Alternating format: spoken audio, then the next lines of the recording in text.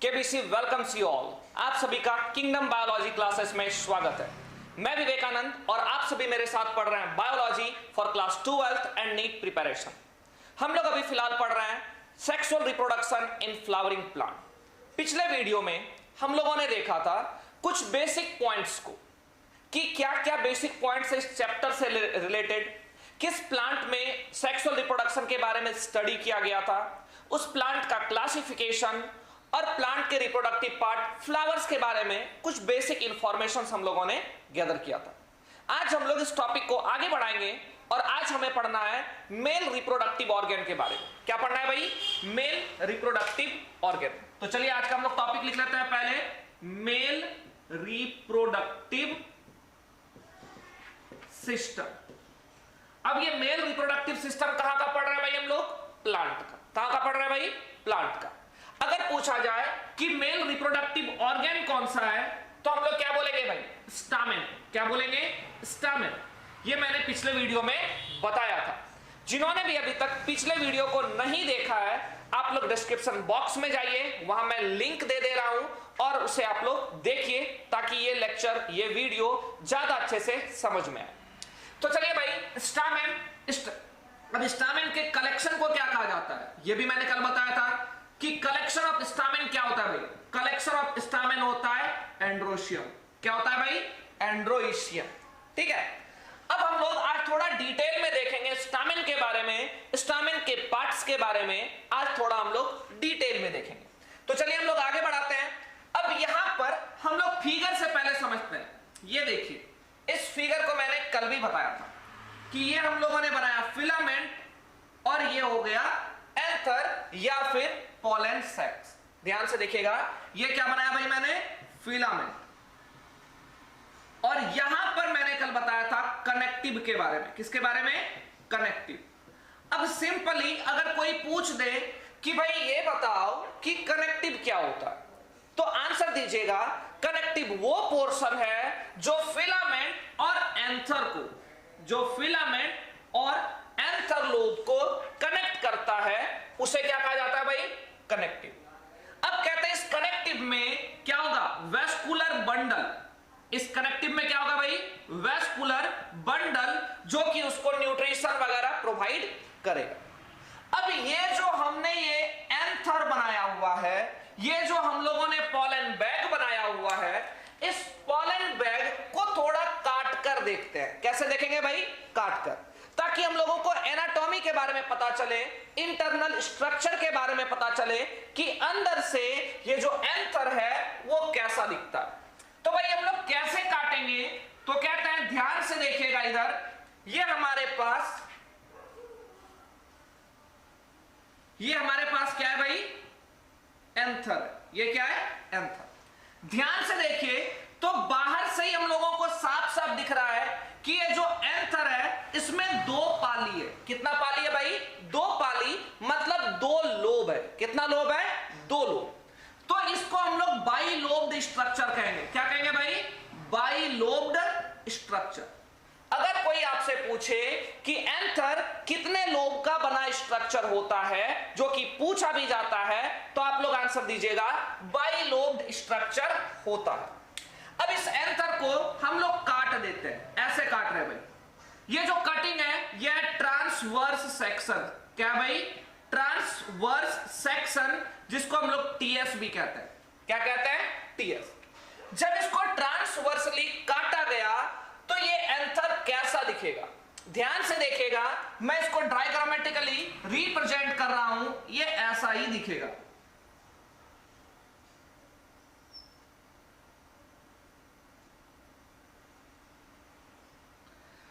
देखिए भाई, ये जब हम लोग कटिंग करते हैं, सिंपली आपके पास अगर एक खीरा है, खीरा को आप ऐसे काट दोगे और फिर इधर से देखोगे तो जो स्ट्रक्चर दिखेगा वो थोड़ा डिफरेंट दिखेगा। तो वैसे ही मैंने बाइलोब एंथर के स्ट्रक्चर को काट दिया है ट्रांसवर्सली, तो हमें कैसा दिखेगा? सबसे पहले तो यहां हमें ये दो लोब्स में बटा हुआ मिलेगा। कितना लोब है भाई? यहां अगर हम लोग लोब को काउंटिंग करेंगे तो लोब का नंबर है 2। कितना है भाई? लोब का नंबर है 2। तो ऐसे स्ट्रक्चर को हम लोग कहेंगे बाइलोब्ड। क्या कहेंगे भाई? By lobed. अब ध्यान से देखिएगा कि एक एक लोब में अगर हम लोग इसकी बात करेंगे तो एक एक लोब में दो दो पॉलन चैम्बर होता है। कितना कह रहा है भाई? एक लोब में दो पॉलन चैम्बर होता है। तो ऐसे अगर हम लोग काउंट करेंगे 1 2 3 और 1 4, ये जो मैंने पॉलन चैम्बर बनाया हुआ है, पॉलन चैम्बर का अगर हम लोग नंबर की बात करेंगे तो नंबर कितना है भाई? 4। ध्यान से देखिएगा, अगर आपसे कोई पूछेगा कि जनरली ये जो आपके पास एंथर है इसमें टोटल कितना पॉलन चैम्बर पाया जाता है, तो आंसर दीजिएगा 4। और इसी 4 पॉलन चैम्बर के बेसिस पर नाम दिया गया है टेट्रास्पोरेंजिएट। क्या नाम दिया गया भाई? टेट्रास्पोरेंजिएट। टेट्रा का मतलब कितना होता है? 4। कितना होता है भाई? 4। तो यहां पर इसे नाम दिया गया टेट्रास्पोरेंजिएट। कोई दिक्कत है? अब हम लोग देखते हैं कि ये जो अपने पास पॉलन चैम्बर है, ये जो अपने पास एंथर है और ये जो पॉलन चैम्बर है, इसके ऊपर में टोटल 4 वॉल होता है। कितना वॉल होता है भाई? 4 वॉल। तो इन 4 वॉल्स को हम लोग काउंटिंग करते हैं और काउंटिंग के साथ यहां थोड़ा देख लेते हैं। ऐसे ही एजम्पशन के बेसिस पर आप लोग थोड़ा समझिएगा कि मैं यहां 4 दीवार बना रहा हूं। कितना दीवार भाई? 4। 1 2 3 और 1 4। अब अगर पूछा जाए कि इन चारों लेयर का नाम क्या है, बहुत ही इंपॉर्टेंट क्वेश्चन है, कई बार ये आया हुआ है, बोर्ड्स में भी आता है और नीट यूजी मेडिकल में भी आता है। पूछा जाए कि पॉलन चैम्बर के चारों तरफ जो 4 लेयर है, इन लेयर्स का नाम क्या है, तो मैं नाम मेंशन कर दे रहा हूं। सबसे बाहर वाले को कहा जाता है एपिडर्मिस। ध्यान से देखिएगा भाई, सबसे बाहर वाला कौन सा हो गया? एपिडर्मिस। फिर उसके अंदर वाले को नाम दिया जाता है इंडोथीशियम। अभी हम लोग एक एक करके सबका फंक्शन भी जान लेंगे, फिलहाल हम लोग नाम जान रहे हैं। सबसे बाहर वाला क्या हो गया भाई? एपिडर्मिस। एपी का मतलब होता है अपॉन, तो जो सबसे बाहर वाला लेयर होता है जनरली उसे एपिडर्मिस से ही हम लोग रिप्रेजेंट करते हैं। उसके अंदर है तो नाम दिया गया है इंडोथीशियम।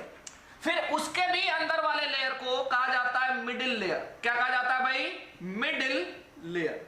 और सबसे अंदर वाले लेयर को ध्यान से देखिएगा कि सबसे अंदर वाले लेयर को, ये जो 4th वाला लेयर है, इस सबसे अंदर वाले लेयर को नाम दिया जाता है टेपेटम। क्या नाम दिया जाता है भाई? टेपेटम। इन चारों के स्ट्रक्चर का फंक्शन भी हम लोगों को जानना है, वो एक एक करके जानेंगे। फिलहाल एक बार देखिएगा, ये हमारे पास जो एंथर है ये बाइलोब्ड स्ट्रक्चर है। कैसा भाई? बाइलोब्ड, क्योंकि इसमें 2 लोब बटा हुआ।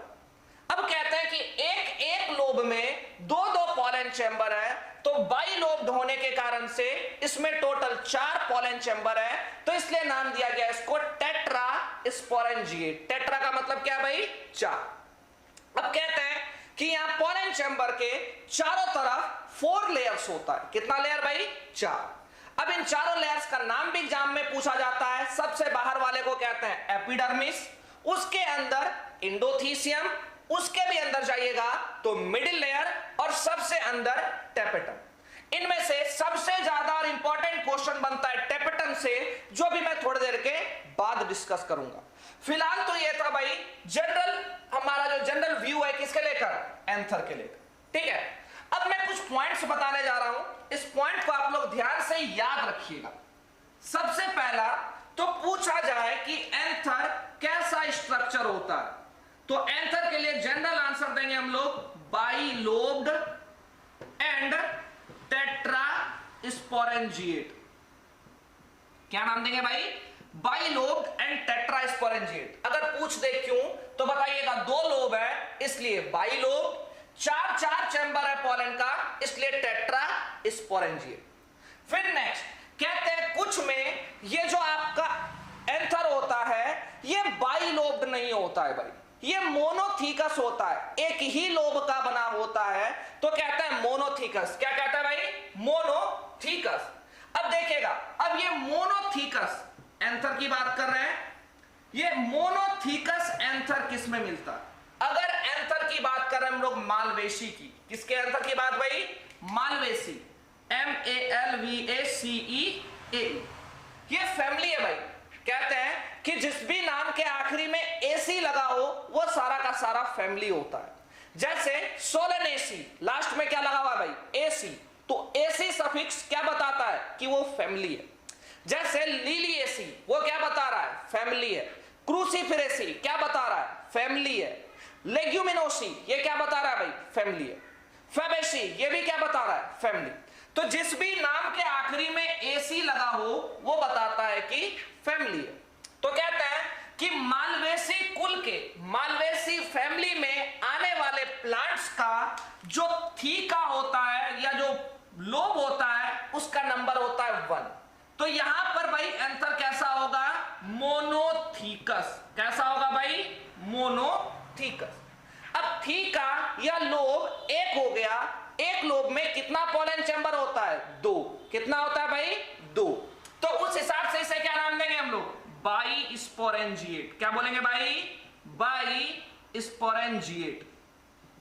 ध्यान से सुनिएगा कि यहां पर लोब का संख्या 1 है, एक लोब में 2 पोलन चैम्बर होता है, इसलिए नाम दिया गया है बाइस्पोरेंजिएट। अब आपके दिमाग में क्वेश्चन जाना चाहिए कि सर इस फैमिली में आने वाला प्लांट कौन सा है? तो इसके लिए हम लोग जनरल आंसर लिख देते हैं यहां पर उल्फिया। क्या लिख रहे हैं भाई? प्लांट का नाम उल्फिया। और आप लोग लिख सकते हैं मोरिंगा। क्या लिख सकते हैं भाई? मोरिंगा। उल्फिया और कौन सा लिखा मैंने? मोरिंगा। दोनों एग्जांपल इंपॉर्टेंट है, आप लोग याद रखिएगा। पूछेगा कि कौन सा ऐसा प्लांट है जिसमें एंथर लोब एक ही लोब का होता है, तो आंसर क्या दीजिएगा भाई? उल्फिया और मोरिंगा। अब हम लोगों ने अभी पढ़ा था कैप्सेला के बारे में, तो ये भी क्वेश्चन जाना चाहिए दिमाग में कि सर जी ये जो कैप्सेला है, इस कैप्सेला का एंथर कैसा होता है? तो भाई कैप्सेला का एंथर बाइलोब और टेट्रास्पोरेंजिएट होता है। तो इसका एग्जांपल क्या चला जाएगा? इसका एग्जांपल हो जाएगा कैप्सेला। क्या हो जाएगा भाई? कैप्सेला। ठीक है। अब हम लोग और भी एक कंडीशन देखेंगे। कौन सा कंडीशन है? देखिए ध्यान से कि अगर हम लोग बात करेंगे, एक प्लांट है आर्क्यूथोबियम। किसकी बात कर रहे हैं भाई? आर्क्यूथोबियम। यह भी बहुत ही इंपॉर्टेंट प्लांट है। अब इससे रिलेटेड क्या क्वेश्चन आता है? इससे रिलेटेड क्वेश्चन आता है कि सबसे छोटा स्मॉलेस्ट प्लांट पैरासाइट का नाम बताइए। तो सबसे स्मॉलेस्ट प्लांट पैरासाइट जो है, ऐसा सबसे छोटा प्लांट जो दूसरे पर डिपेंडेंट होता है, वो कौन सा है भाई? आर्क्यूथोबियम। कौन सा है भाई? आर्क्यूथोबियम। जब आर्क्यूथोबियम का अब एंथर की बात करते हैं तो ये होता है मोनोथीकस। क्या होता है भाई? मोनोथीकस। कितना लोब होगा? कितना थीका होगा? मात्र 1। अब हम लोगों ने पढ़ा है कि एक थीका में मात्र 2 पोलन चैम्बर होता है, लेकिन यहां हम लोग देखेंगे कि एक ही पोलन चैम्बर होता है, तो इसको नाम दिया जाता है मोनोस्पोरेंजिएट। क्या नाम दिया जाता है भाई? मोनोस्पोरेंजिएट। ये कुछ स्पेशल पॉइंट्स है जो हम लोगों को याद रखना है। जनरली जो एंथर होता है वो बाइलोब्ड होता है और टेट्रास्पोरेंजिएट होता है, लेकिन अगर मालवेसी फैमिली की बात करेंगे तो यहां एंथर मोनोथीकस और बाइस्पोरेंजिएट होता है। अगर बात करेंगे आर्क्यूथोबियम प्लांट की तो यहां जो एंथर होता है वो मोनोथीकस और मोनोस्पोरेंजिएट होता है। मैंने आपको कनेक्टिव का भी फंक्शन बता दिया, एंथर के स्ट्रक्चर को भी एक्सप्लेन कर दिया। अब हम लोग देखेंगे एंथर के अलग अलग स्ट्रक्चर का फंक्शन। ये जो लेयर भी मैंने बताया उन सभी लेयर के फंक्शन के बारे में भी हम लोगों को देखना है। अब हम लोग एक एक करके सभी लेयर्स के बारे में इंफॉर्मेशन लेंगे। सबसे पहले भाई सबसे बाहर का जो लेयर है एपिडर्मिस, इस एपिडर्मिस के बारे में पढ़ते हैं। अगर एपिडर्मिस के बारे में आपसे कोई पूछता है कि भाई ये बताओ कि एपिडर्मिस का फंक्शन क्या है, ये कैसा होता है, तो सबसे पहला आंसर दीजिएगा ये सिंगल लेयर्ड होता है। कैसा लेयर्ड होता है भाई? Single layer. अब एक ही लेयर का होता है और सबसे बाहर का स्ट्रक्चर है, तो हम लोग क्या बोलेंगे भाई? Outer most structure. कैसा स्ट्रक्चर है भाई? Outer most structure. फिर अगला पॉइंट इसके लिए लिखेंगे कि भाई ये प्रोटेक्टिव नेचर का होता है। कैसा होता है? प्रोटेक्टिव नेचर का होता है। तो देखिए भाई इस एपिडर्मिस के बारे में मात्र 3 पॉइंट में सारा क्वेश्चन क्लियर हो जा रहा है कि epidermis single layered outer most wall होता है जिसका काम है प्रोटेक्शन प्रोवाइड करना। क्या प्रोवाइड करना भाई? प्रोटेक्शन। तो ये रह गया आपका एपिडर्मिस। अब हम लोग नेक्स्ट आते हैं दूसरा लेयर जिसका नाम है इंडोथीसियम। क्या नाम है भाई? इंडोथीसियम। तो सबसे पहले बात जाता है, क्या इंडोथीसियम सिंगल लेयर्ड होता है, बाई लेयर्ड होता है, ट्रिपल लेयर्ड होता है, कितना लेयर्ड होता है? तो सबसे पहला आंसर जाएगा कि ये जो इंडोथीसियम है ये भी सिंगल लेयर्ड होता है। कैसा होता है भाई? Single layered thick wall. कैसा भाई? सिंगल लेयर्ड और थिक। कहते हैं इसी इंडोथीसियम को फाइब्रस लेयर भी कहा जाता है। क्या कहा जाता है भाई? Fibrous layer. इंपॉर्टेंट है, याद रखिएगा कि इंडोथीसियम को और क्या कहा जाता है, तो आंसर दीजिएगा फाइब्रस लेयर। अब ये फाइब्रस लेयर क्यों कहा जा रहा है? क्योंकि इंडोथीसियम के अंदर वाले वॉल पर, ध्यान से सुनिएगा, कि अगर ये इंडोथीसियम है तो इंटरनली इस वॉल पर यहां अल्फा सेल्यूलोज का लाइनिंग होता है। किसका लाइनिंग होता है भाई? अल्फा सेल्यूलोज का। तो क्या लिखेंगे? Inner wall is lined by, किसके द्वारा भाई? अंदर का वॉल लाइंड होता है किसके द्वारा? अल्फा सेल्यूलोज के द्वारा। किसके द्वारा भाई? अल्फा सेल्यूलोज के द्वारा। अब एक बहुत ही इंपॉर्टेंट, जो कि नीट के रिस्पेक्ट में बहुत इंपॉर्टेंट है, कि हर एक जगह पर अगर ये इंडोथीसियम है तो इसके अंदर में मैंने क्या कहा भाई? इसके अंदर में लगा होता है क्या? Alpha cellulose. क्या लगा होता है भाई? Alpha cellulose. कहते हैं ये जो मैंने अल्फा सेल्यूलोज बनाया है ये पूरे में नहीं होता है, तो भाई कहां होगा? तो कहते हैं कहीं कहीं बीच बीच में गैप होता है। क्या होता है भाई? गैप। इस गैप को नाम दिया जाता है स्टोमियम। क्या नाम दिया जाता है भाई? स्टोमियम। अब आपसे पूछा जाएगा कि इस स्टोमियम का क्या फंक्शन है, तो कहते हैं कि जब एंथर बर्स्ट करता है, ध्यान से सुनिएगा, कि एंथर जब बर्स्ट करेगा ताकि उसके अंदर से पॉलन निकल पाए, तो ये कौन सा स्थान होगा? यही होगा स्टोमियम। तो कहते हैं कि इंडोथीसियम में कंटिन्यूअसली अल्फा सेल्यूलोज का लाइनिंग नहीं होता है। जिस जगह पर अल्फा सेल्यूलोज नहीं मिलेगा उस जगह को स्टोमियम कहा जाता है। फर्दर वहीं पर से एंथर बर्स्ट करेगा और पॉलन ग्रेन बाहर निकलेगा। तो यह भी क्वेश्चन पूछा गया है कि एंथर के किस जगह से, या वो जगह का नाम बताइए जहां से एंथर बर्स्ट करता है, तो आंसर देंगे स्टोमियम। क्या देंगे भाई? स्टोमियम। अब हमारे पास नेक्स्ट लेयर है मिडिल लेयर। कौन सा है भाई? Middle layer.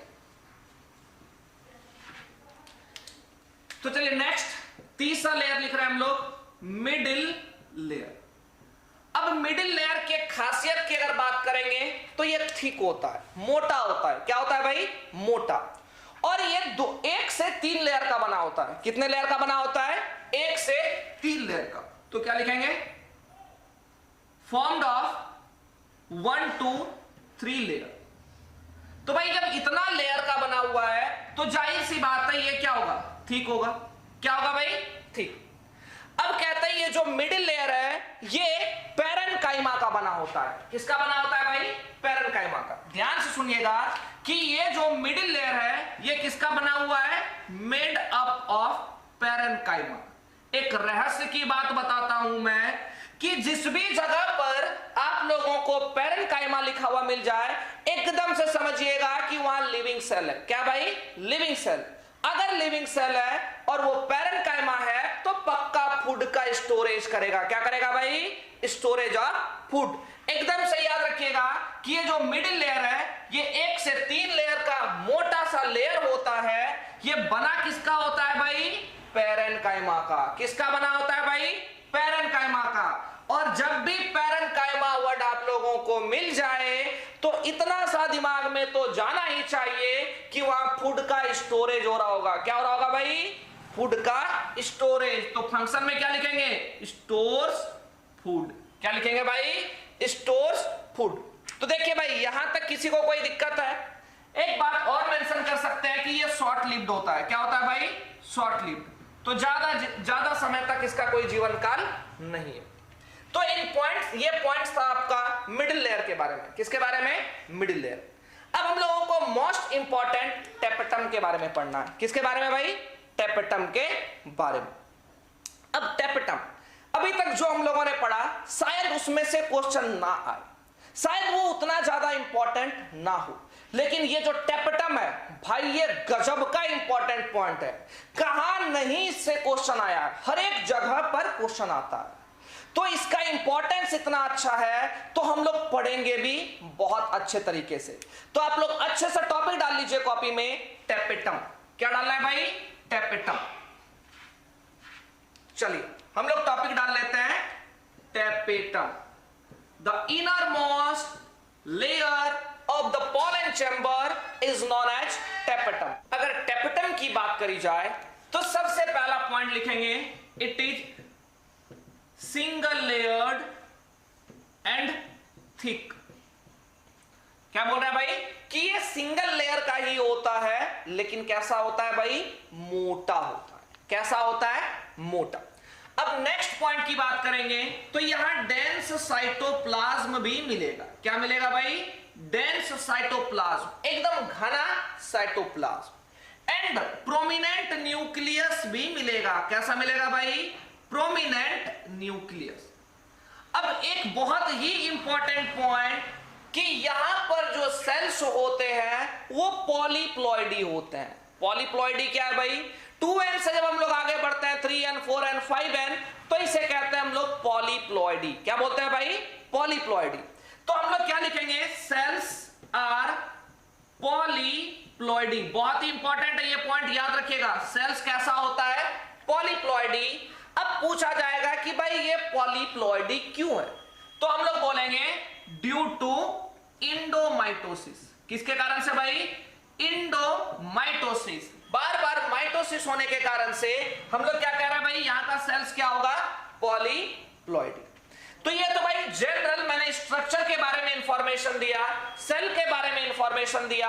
अब हम लोग देखेंगे टेपेटम का फंक्शन। अगर हम लोग फंक्शन को देखेंगे तो सबसे पहला फंक्शन देखिए भाई, टेपेटम का पहला function, it secretes and stores food. Tapetum का फंक्शन भाई बहुत इंपॉर्टेंट है, एक एक करके समझते चलिए कि it secretes and stores food. जब ये भोजन को सिक्रीट कर रहा है और स्टोर कर रहा है तो जाहिर सी बात है न्यूट्रिशन प्रोवाइड करेगा। तो लिख सकते हैं हैंस प्रोवाइड्स क्या भाई? न्यूट्रिशन। क्या प्रोवाइड करता है? Nutrition to sporogenous tissue. किसको भाई?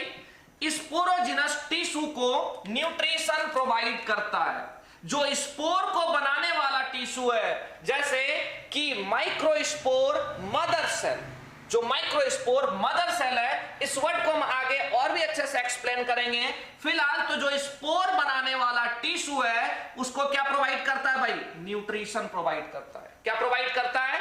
न्यूट्रिशन।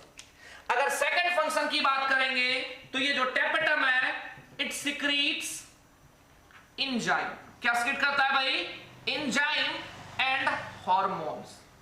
अब आपके दिमाग में क्वेश्चन जाएगा कि सर कौन सा एंजाइम सिक्रीट करता है? तो भाई एंजाइम का नाम है कैलेज। क्या नाम है भाई? कैलेज। अब एक बात पता होना चाहिए कि जिस भी एंजाइम के आखिरी में एज लगा हो वो अपने ही जैसे किसी कंपोनेंट को डाइजेस्ट करता है। जैसे अगर बात करेंगे प्रोटीएज तो ये किसे डाइजेस्ट करेगा? प्रोटीन। तो यहां लिखा हुआ है कैलेज, तो ये डाइजेस्ट करता है कैलोज को। किसको डाइजेस्ट करता है भाई? कैलोज, जिसके बारे में अभी हम लोग अगले वीडियो में देखेंगे भी। तो फिलहाल ये याद रखिए कि एंजाइम का नाम क्या है? कैलेज। और हार्मोन कौन सा होगा भाई? हार्मोन होगा ऑक्सिन, जिसे हम लोग IAA भी कहते हैं। क्या कहते हैं भाई? IAA, indole acetic acid. क्या कहते हैं? Indole, INDOLE, indole acetic acid.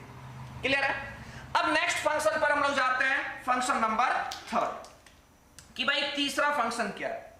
तो अगर हम लोग तीसरे फंक्शन की बात करेंगे तो ये इट सिक्रीट्स, ध्यान से देखिएगा, इट सिक्रीट्स पोलन किट। क्या सिक्रीट करता है भाई? Pollen kit.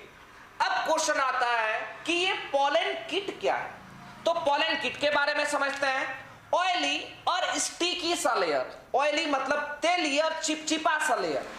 अब इस चिपचिपे लेयर को क्या कहा जा रहा है भाई?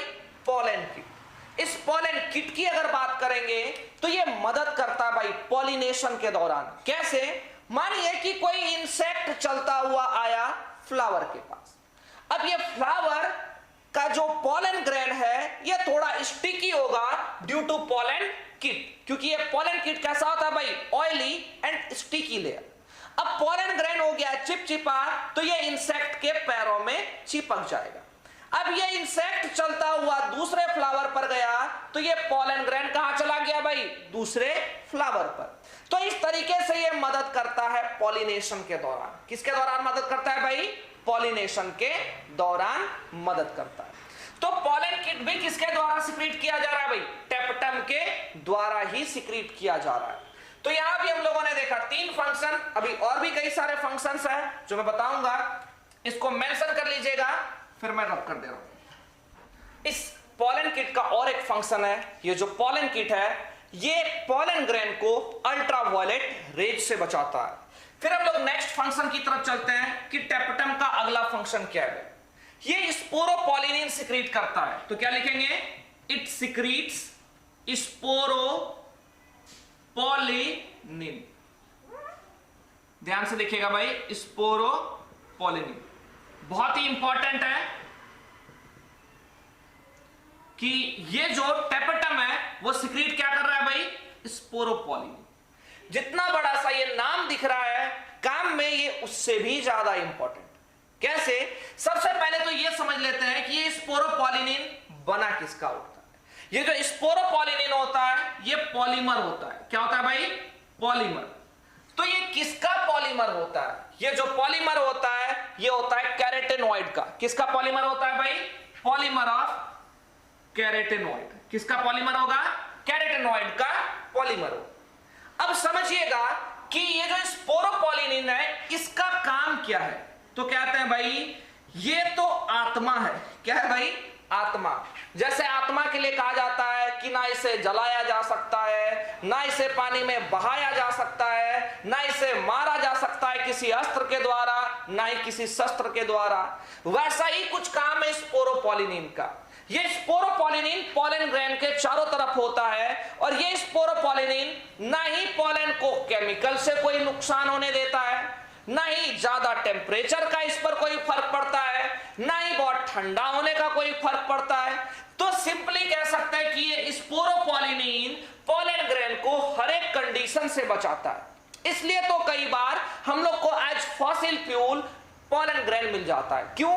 क्योंकि लाखों साल पुराना पोलन ग्रेन भी, हजारों साल पुराना पोलन ग्रेन भी स्पोरोपोलिनिन के कारण से डिग्रेड नहीं हो पाता है। तो चलिए हम लोग एक एक करके देखते हैं कि ये स्पोरोपोलिनिन क्या क्या हो सकता है। तो कहते हैं ये स्पोरोपोलिनिन वाटर रेजिस्टेंट होता है। क्या होता है भाई? Water resistant. इसको पानी का कोई फर्क नहीं पड़ता है। कहते हैं ये स्पोरोपोलिनिन टेम्परेचर रेजिस्टेंट होता है। क्या होता है भाई? Temperature resistant. मतलब इसको टेम्परेचर का भी कोई फर्क पड़ने वाला नहीं होता है। ये जो स्पोरोपोलिनिन होता है एसिड एंड बेस रेजिस्टेंट, मतलब इसको एसिड और बेस से भी कोई फर्क पड़ने वाला नहीं है। ये जो स्पोरोपोलिनिन है ये केमिकल रेजिस्टेंट होता है, मतलब इसको केमिकल से भी कोई फर्क पड़ने वाला नहीं है। और अगर हम लोग बात करेंगे स्पोरोपोलिनिन का तो ये माइक्रोबियल रेजिस्टेंट भी होता है। किसकी बात कर रहे हैं भाई? Microbial resistant. तो इस स्पोरोपोलिनिन के होने के कारण से ना ही पोलन ग्रेन पर किसी माइक्रोब का असर होगा, ना ही वाटर का असर होगा, ना ही टेम्परेचर का असर होगा, ना ही एसिड बेस का असर होगा और ना ही किसी केमिकल का असर होगा।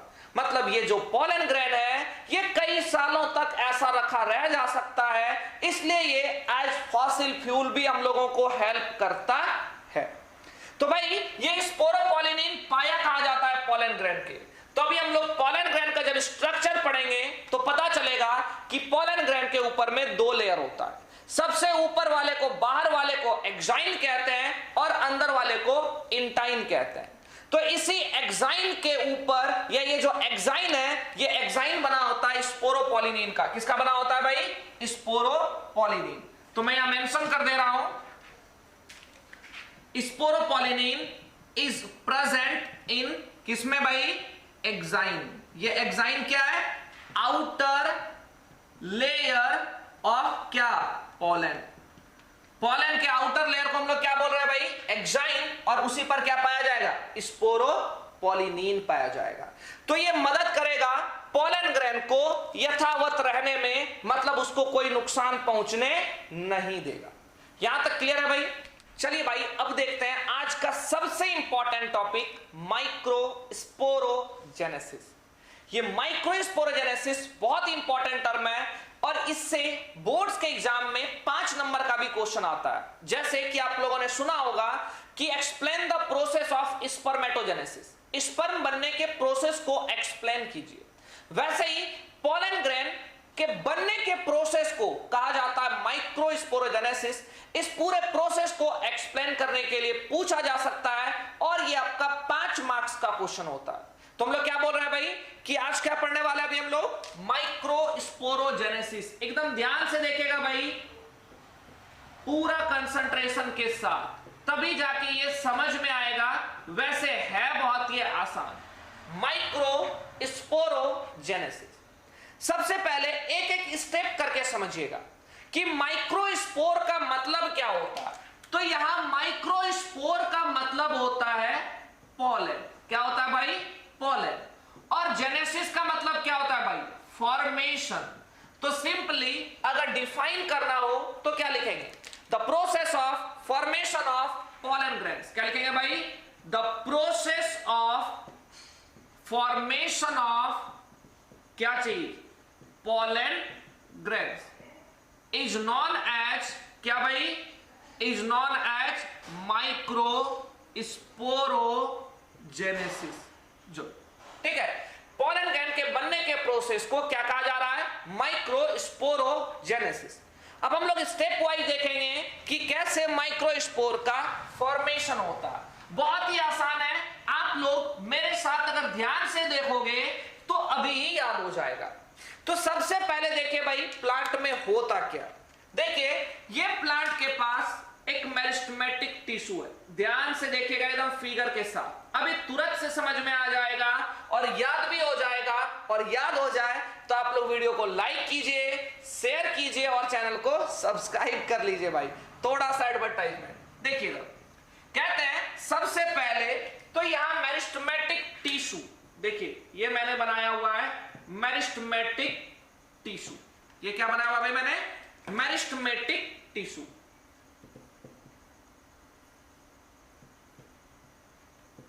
ये बन गया भाई मेरिस्टेमेटिक टिश्यू। अगर आपसे कोई पूछे कि ये जो मेरिस्टेमेटिक टिश्यू है ये हैप्लॉइड होता है या डिप्लॉइड, तो सिंपल सा आंसर ये होता है डिप्लॉइड, 2N। इसके बाहर के लेयर को कहेंगे एपिडर्मिस। क्या कहेंगे भाई? एपिडर्मिस। ठीक है, एपिडर्मिस। और यहां पर अपने पास मेरिस्टेमेटिक टिश्यू। अब कहते हैं कि मेरिस्टेमेटिक टिश्यू के अंदर डेवलप हो जाएगा वेस्कुलर टिश्यू। क्या डेवलप हो जाएगा भाई? Vascular tissue. तो देखते चलिए इस फिगर को एक एक करके और समझते चलिए और साथ ही याद भी करते चलिए। तो ये हो गया भाई अपना मेरिस्टेमेटिक टिश्यू, और इस मेरिस्टेमेटिक टिश्यू में ही डेवलप हो जाएगा क्या भाई? इस मेरिस्टेमेटिक टिश्यू में ही डेवलप हो जाएगा वेस्कुलर बंडल। ये अपना डेवलप हो गया वेस्कुलर बंडल। ठीक है, अब ध्यान से देखिएगा और समझिएगा कि इन्हीं मेरिस्टेमेटिक टिश्यू के सेल्स में से कुछ सेल डेवलप हो जाते हैं और डेवलप होकर बन जाता है आर्चीस्पोरियल सेल। क्या बन जाता है भाई? आर्चीस्पोरियल सेल। देखिएगा इधर ध्यान से इस फोटो को देखिए। कहते हैं कि यहीं का कुछ मेरिस्टेमेटिक टिश्यू के जो सेल्स होते हैं वो बदल जाता है किसमें भाई? वो बदल जाता है आर्चीस्पोरियल सेल में। ध्यान से देखिएगा भाई इस फिगर को, ये मैंने बनाया हुआ है आर्ची स्पोरियल सेल्स। पूछा जाए कि आर्ची स्पोरियल सेल भाई कैसे डेवलप हुआ, तो आप लोग बोलिएगा कि ये मेरिस्टेमेटिक टिश्यू के जो कुछ सेल्स होते हैं वो ही डेवलप हो जाता है आर्ची स्पोरियल सेल में। किसमें भाई? आर्ची स्पोरियल सेल में। आप लोग अंदर में पूरा मेरिस्टेमेटिक टिश्यू को भर सकते हैं आराम से, कोई दिक्कत नहीं है। मैंने एक सेल को बना दिया बस यहां, आर्ची स्पोरियल सेल। फिर क्वेश्चन आता है कि ये जो आर्ची स्पोरियल सेल है ये हैप्लॉइड होगा कि डिप्लॉइड? तो आंसर देंगे डिप्लॉइड होता है। क्या होता है भाई? डिप्लॉइड। सबसे पहले मेरिस्टेमेटिक टिश्यू डेवलप हो गया वेस्कुलर बंडल, और अब जाकर हम लोग क्या बोल रहे हैं, उनमें ही कुछ सेल्स डेवलप हो गए आर्ची स्पोरियल सेल्स। यहां तक क्लियर है भाई? अब हम लोग एक एक करके कहानी देखेंगे आर्ची स्पोरियल सेल का। तो मैं इसे डिलीट कर रहा हूं और सिर्फ स्टार्टअप देखेंगे कहां से? आर्ची स्पोरियल सेल से। तो चलिए मैं इसे डिलीट कर रहा हूं, आप लोग थोड़ा रिवाइज कर लीजिए। सबसे पहले मेरिस्टेमेटिक टिश्यू, फिर उसके में आ गया वेस्कुलर बंडल, और वहीं एक डेवलप हो गया आर्ची स्पोरियल सेल। तो चलिए भाई हम लोग बना रहे हैं आर्ची स्पोरियल सेल। ये तो हो गया आपका बाहर वाला एपिडर्मिस, और ये क्या हो गया भाई? Archesporial cell. ये क्या होता है? डिप्लॉइड। क्या होता है भाई? डिप्लॉइड। अब कहते हैं कि इस आर्ची स्पोरियल सेल में पेरिक्लाइनल डिवीजन होता है। कैसा डिवीजन होता है भाई? Periclinal division. अब आप पूछेगा कि सर जी ये पेरिक्लाइनल डिवीजन क्या होता है? तो कहते हैं कि जब एपिडर्मिस के पैरेलली डिवीजन हो। कैसे डिवीजन हो भाई? पैरेलली, तो इसे कहा जाता है पेरिक्लाइनल डिवीजन। तो मैं यहां मेंशन कर देता हूं कैसा डिवीजन भाई? Periclinal division. इस पेरिक्लाइनल डिवीजन के कारण से ये आर्ची स्पोरियल सेल दो सेल में डिवाइड कर जाता है। कितने सेल में भाई? दो सेल में डिवाइड कर जाता है। देखिए ध्यान से, ये कितने सेल में डिवाइड कर गया है? दो सेल में। अब कहते हैं इन दोनों सेल्स का नाम क्या क्या होगा? तो एक सेल को हम लोग कहते हैं प्राइमरी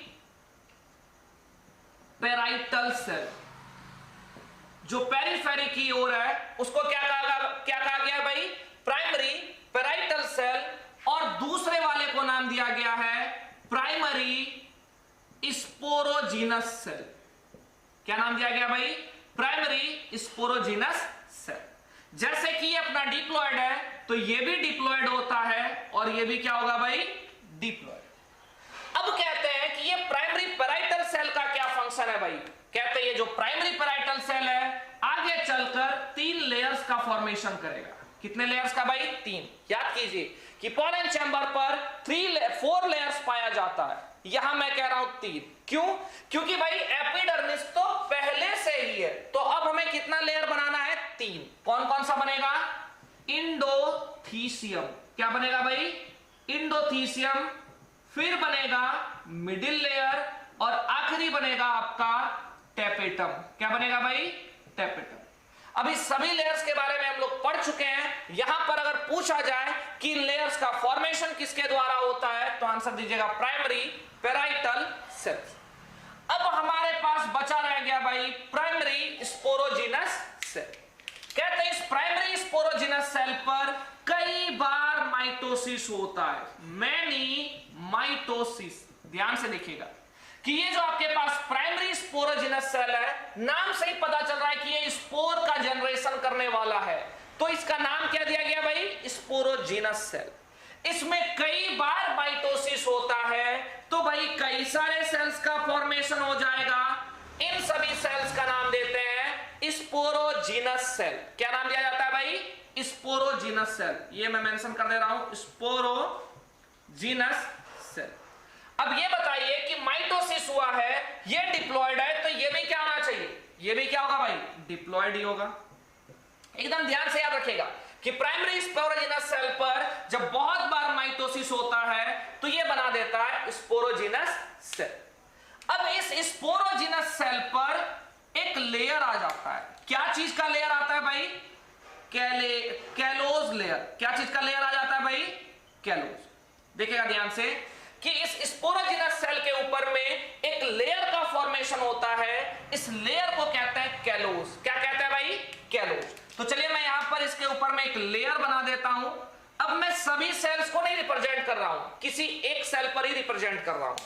इस सेल के ऊपर में क्या आ गया भाई? कैलोस लेयर आ गया। क्या आ गया भाई?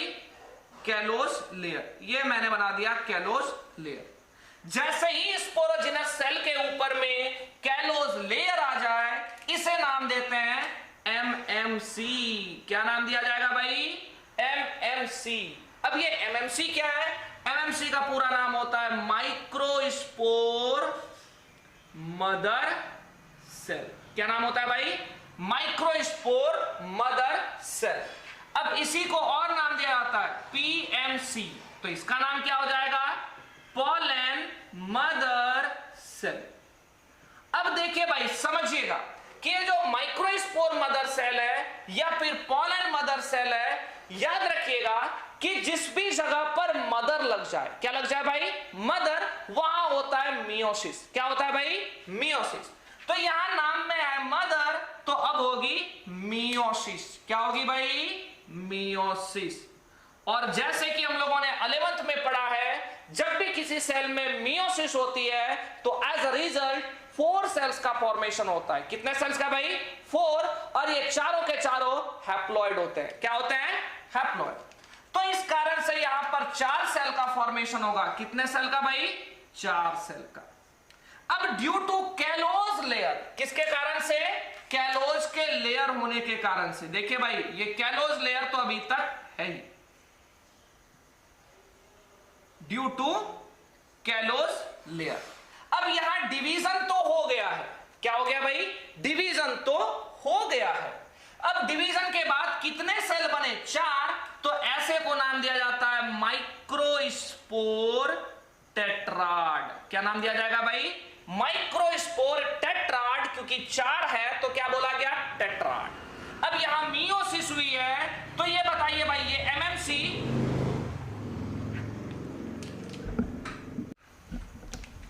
ये जो माइक्रोस्पोर टेट्राड है, ये माइक्रोस्पोर टेट्राड अब क्या हो जाएगा भाई? हैप्लॉइड स्ट्रक्चर हो जाएगा। क्या हो जाएगा भाई? हैप्लॉइड। यहां शुरुआत में जो अपने पास एमएमसी है, ये 2n है, डिप्लॉइड। क्या भाई? डिप्लॉइड। जैसे ही इस पर मियोसिस होती है, 4 सेल का फॉर्मेशन होता है और चारों का चारों सेल हैप्लॉइड होता है। इन सबको नाम दिया जाता है माइक्रोस्पोर टेट्राड, क्योंकि टोटल सेल का नंबर कितना है भाई? 4। अब कहते हैं, क्या इन चारों को एक साथ ही रखा जाएगा? बिल्कुल नहीं। अब यहां पर आएगा हीरो। कौन है भाई ये हीरो? अब आएगा कैलेज एंजाइम। अभी याद कीजिए, मैंने थोड़ी देर पहले ही बताया था। कौन सा एंजाइम भाई? कैलेज, CALLASE। अब आएगा कैलेज एंजाइम। और मैंने बताया था कि जिस नाम के पीछे एज लगा हो, वो अपने ही जैसे किसी कंपोनेंट को डाइजेस्ट कर लेगा।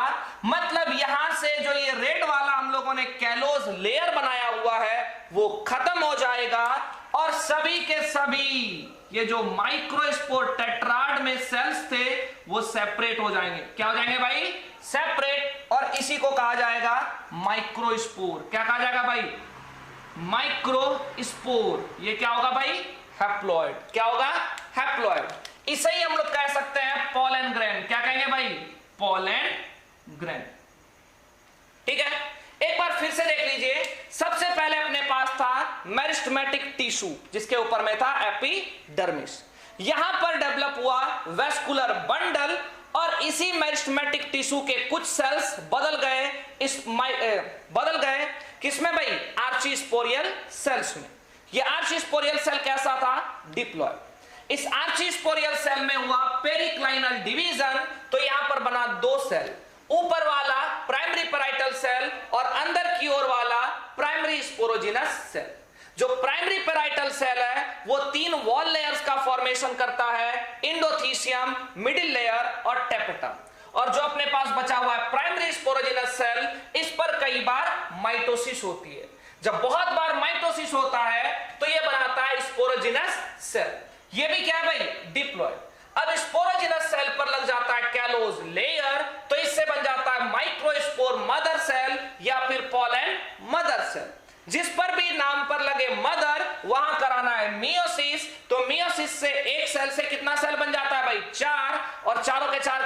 हैप्लॉइड। तो यहां भी कितना सेल बना भाई? 4, और चारों के चारों क्या है? हैप्लॉइड। लेकिन due to the presence of callose layer ये सेपरेट नहीं हो पाए। अब यहां पर आया कैलेज एंजाइम, जिसके कारण से सभी माइक्रोस्पोर सेपरेट हो गए और फॉर्मेशन हो गया पोलन ग्रेन का, और ये पोलन ग्रेन भी क्या होगा भाई? हैप्लॉइड। तो हम लोगों ने देखा कि कैसे हम लोग माइक्रोस्पोर को बनने के प्रोसेस को समझ रहे हैं। ध्यान से सुनिएगा कि अभी हम लोगों ने देखा कि कैसे माइक्रोस्पोर बन रहा है, और इसी प्रोसेस को हम लोग क्या बोल रहे हैं? इसी को कह रहे हैं माइक्रोस्पोरोजेनेसिस। ये बहुत ही इंपॉर्टेंट टॉपिक है, इससे क्वेश्चन भी आता है, तो भाई इसको अच्छे तरीके से याद रखिएगा।